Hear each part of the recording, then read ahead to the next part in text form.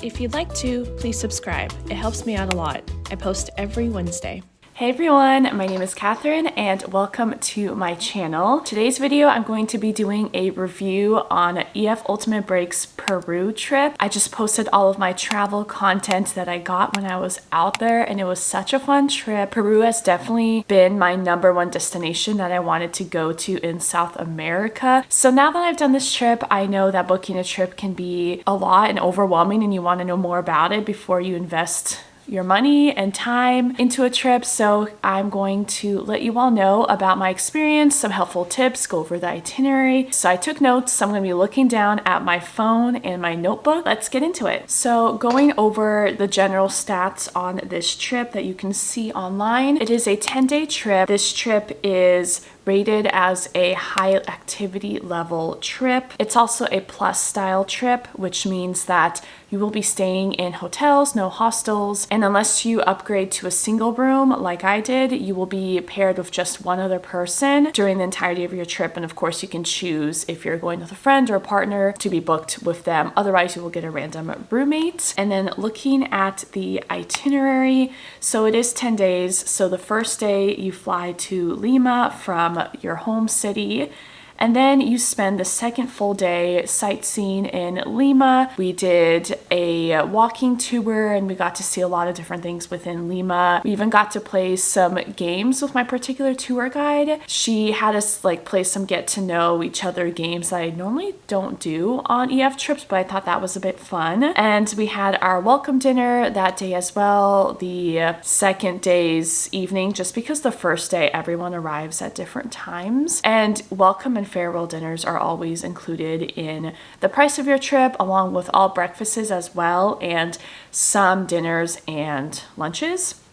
And then day 3, you travel to Cusco. And then day 4 is all dedicated to seeing more of Cusco. And then day 5 is the Sacred Valley of the Incas. And there's an included dinner that day. And then day 6 is Machu Picchu, which is so exciting. And then day 7 is traveling back to Cusco, but you have the option to see Machu Picchu for a second time in the first half of the day. Day 8, you have a free day in Cusco, and that day is also the farewell dinner, and that is day 8. And then day 9 is traveling back to Lima and spending a little bit of time that day in Lima. And then a lot of people had overnight flights back home, whereas I had a flight the next day, but technically by day 10 you are back home. And I know it almost seems like with all the traveling and it being only 10 days that it's so short and you don't see much, but everything is so jam-packed and you see so much. And especially because a lot of people don't have that much time to dedicate to traveling super long periods of times with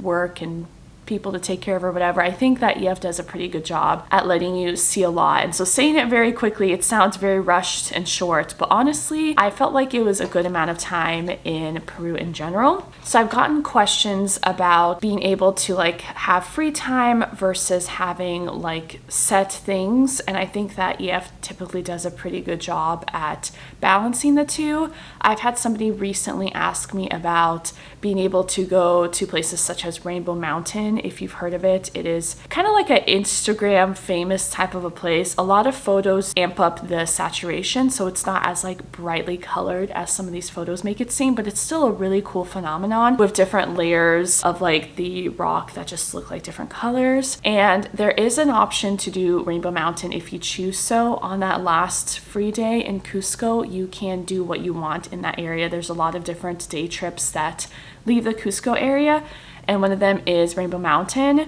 We were not able to do it because there were protests going on, which I will get into it later. We felt safe. So the next thing I wrote, just good things to know. So typically before I do any sort of travel, especially if it's somewhere I haven't been before that I'm not as familiar with, I will see if I want to go to, I have a travel medicine doctor that I go to when I'm traveling somewhere that specializes in that. So you can see if you have that option and ask maybe your primary doctor if they can recommend you one. And I knew ahead of time I was going to like Peru, Colombia. Like I did one appointment this year and I told her about like all the countries I was going to. So I just got it done in one appointment. And so she gave me like high altitude medications to help with that. So that is an option if you want to have that, because Peru is pretty high up depending on where you are. So Lima is 528 feet above sea level, so that's pretty standard and fine. When you fly to Cusco, it is 11,152 feet above sea level, so over 10,000 feet, and you definitely will notice it. If you've seen my videos in Peru, you will see that I was struggling to breathe, and I let you all know that. And especially when we were walking uphill, because it's hilly, it's not extremely, like I've been in more hilly places, but it's not flat. So just walking around, you really feel out of breath. And the tour guides, like my tour guide, I had Sally, she's great. And she's so prepared and knows how to acclimate people who aren't used to the high levels of altitude. So just listen to your tour guide, drink lots of water, don't like party the first few days or drink alcohol. And she says it over and over again. And still there was like somebody that didn't listen to her and she got sick. She just got sick, like nauseous kind of a sick, and it was fine in like a day or two. But she went to like the doctor in Peru and was severely dehydrated. Your tour guide, at least mine, she let me know to bring some IV fluid packs, if that's what they're called. Costco has a big pack of them, or you can get them really anywhere. Water alone is not gonna, she said, make you as hydrated as you need to be given how high up you are. You need to be like really hydrated, and those IV packs really help you get to the level of hydration that you need to get to. And my tour guide was saying, because I told her I went to a travel doctor and I got these meds for high altitude, it's more like prevention, I guess. And she said like I shouldn't take them because she prefers people to do it naturally, and just our bodies are pretty incredible and can adjust to situations of various kinds and blah blah blah. So it's all totally up to your discretion. I liked that I had the option of those meds on me, and I think I took them the first few days, but then I kind of just stuck to like what my tour guide was saying and then staying hydrated. Just for letting you also know, so Cusco is over 11,000 feet high up, and then Machu Picchu is actually lower. It's at 7,972,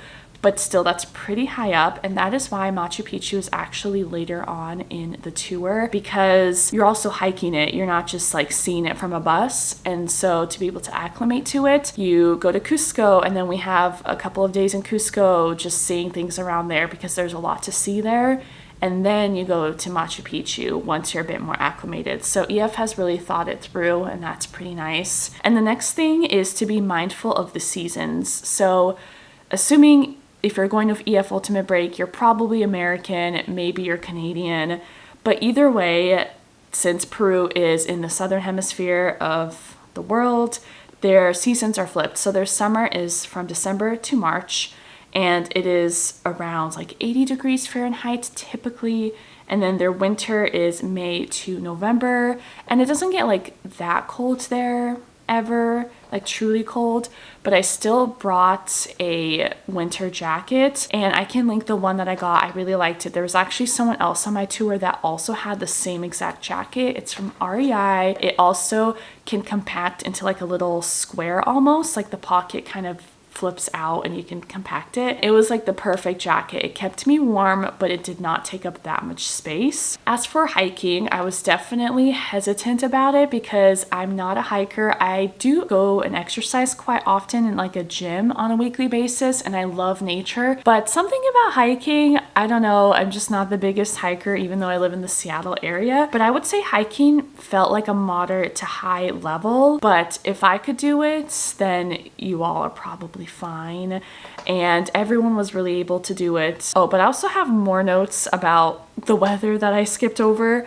So for me, I thought with the weather, Lima felt like fall in Seattle, like between 60 to 70 degrees while I was there, and I was in Lima in July. And Cusco was also pretty similar temperature-wise, but I feel like there's a bit more drastic like moments, I guess, where I remember when I landed in Cusco, it felt pretty hot just because Cusco is so much higher up in elevation than Lima, so it's closer to the sun. So although it's still like similar temperature wise, it felt a lot hotter during the day, but then it would drop drastically at night. So just layers. It can be hard to pack for these kinds of things, but just bring layers and then bring like your one puffer jacket and you'll be set. So that's kind of my recommendation for that.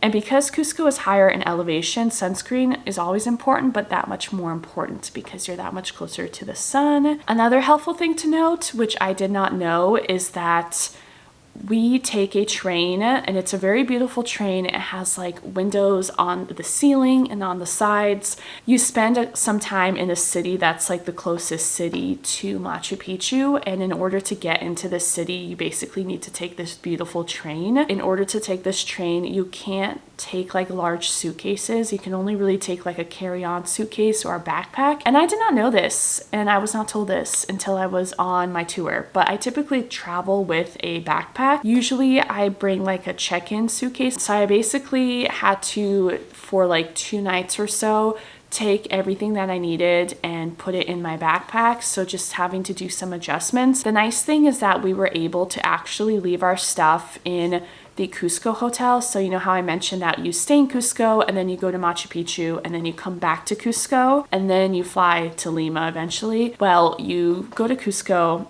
and have all your stuff, and then while you're there you leave all your stuff at that hotel, and we were able to leave our stuff that we weren't able to bring in our rooms. We just had to have them packed in case they needed to like move us to another room when we came back. But just know that ahead of time that you can only bring like a carry-on essentially for the train, but it's only for like 2 days. But just make sure you have some kind of bag that you can do that with. As for hiking gear, a lot of people did bring hiking shoes, and I'm sure that was helpful for them.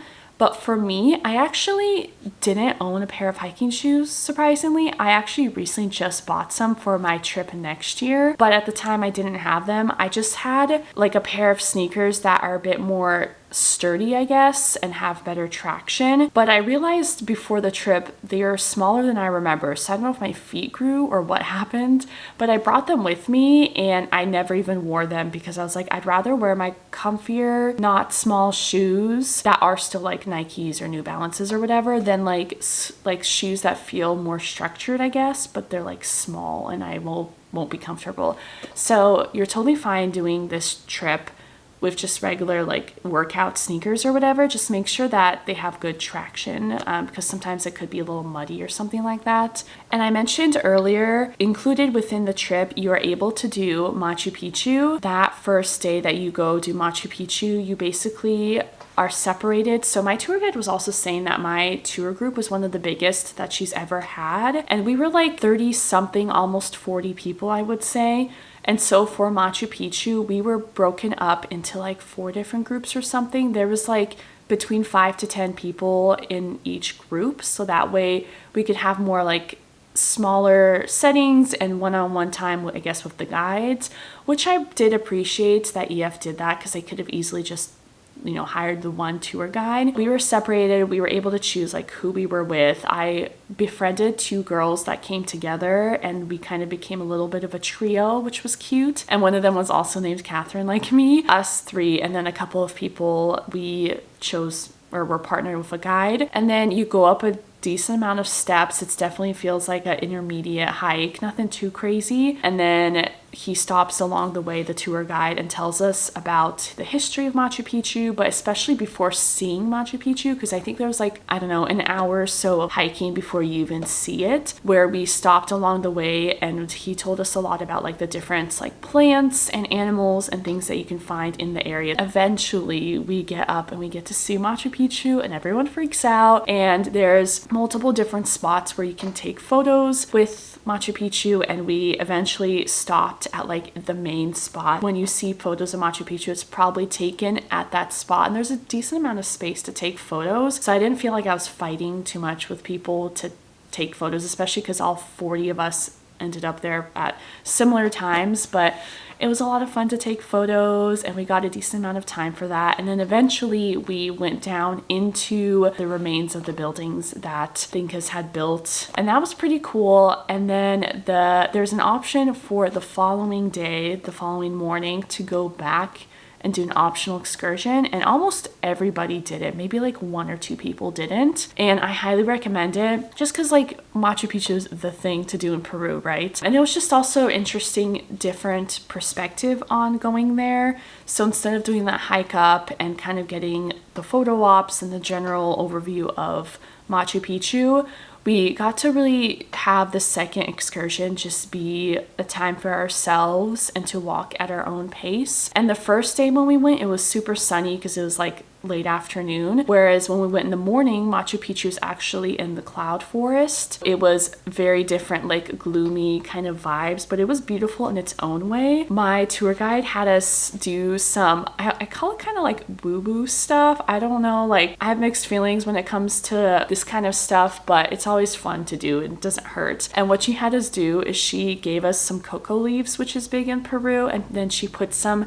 essential oils on them, and then we had the option to, most people did this, is to do a hike up. And this hike, I wrote it down, I don't know if I can pronounce it correctly, Pucha Picchu, something like that. I have a photo of me in front of the sign, but basically when you look at Machu Picchu, there's 2 peaks. The smaller of the peak is the option that you have on the excursion going back the second day to climb up that. You can't do that the first day because that's all just like the general tour that's included. So if you want to hike up to that peak, you have to go back the second day. And so you take these cocoa leaves, you hike up to the top, and then you leave it up there, and like you leave like good intentions. And then there's also another option for this day. At some point you like find a rock in the city that the hotel is in, and then you hike all the way down, and not just from the peak down to like the base of Machu Picchu, but Machu Picchu is on like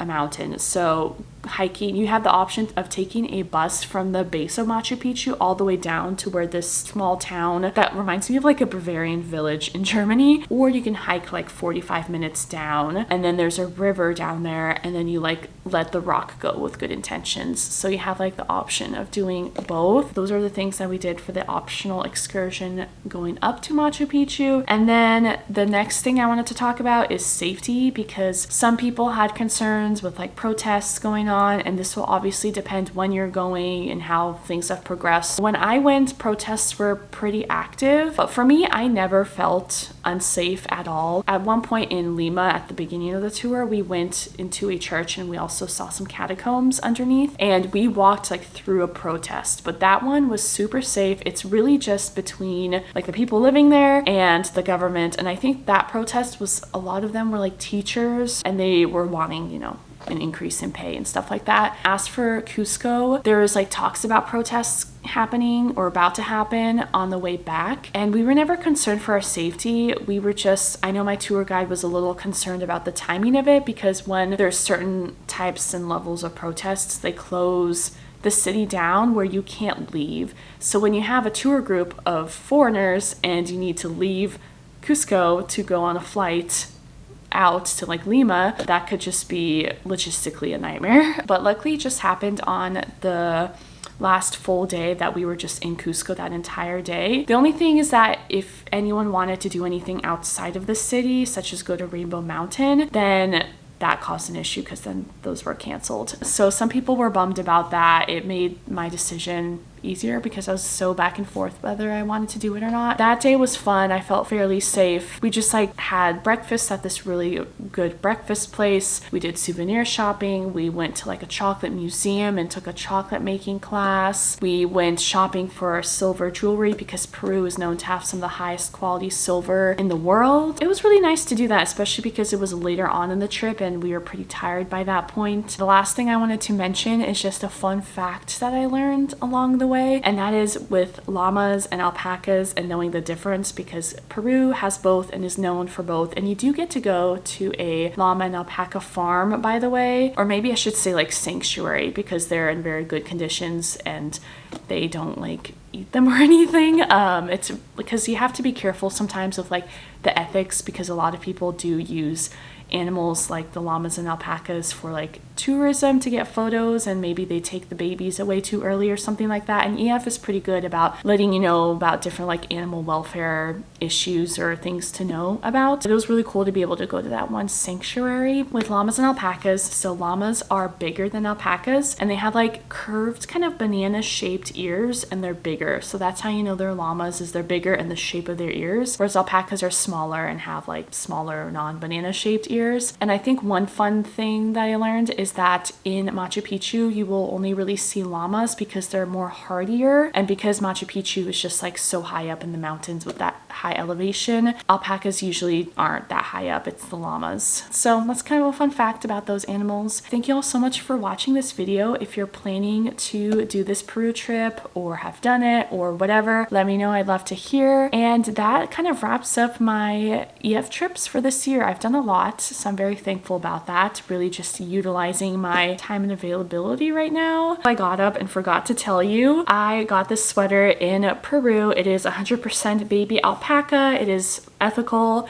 and yeah, I just really like, it's kind of like a poncho style, but then it has these like fun patterned sleeves and everything. So you have the option to buy souvenirs, obviously, and EF will tell you, because a lot of places will say like, oh, this is 100% authentic baby alpaca fur, where it's not. And by fur, they don't kill the alpacas or anything, they just like shed a lot of fur, so they just like take the fur and give them haircuts and stuff like that. But yeah, so I thought it was really fun to get this sweater, and it's not like as crazy as some of the other ones with like the patterns, but it's just this really fun one, and it's green.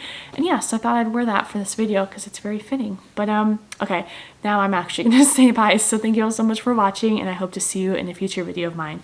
Bye!